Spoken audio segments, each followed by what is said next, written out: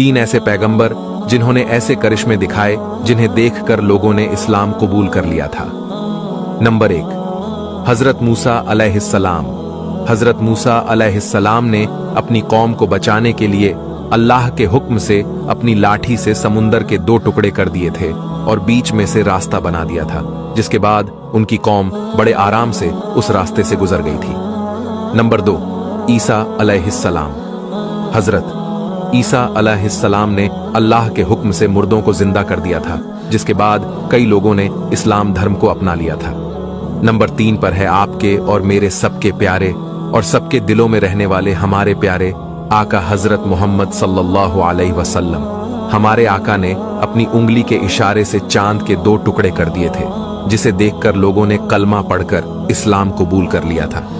अगर दिल इजाजत दे तो इस वीडियो को जरूर शेयर करें।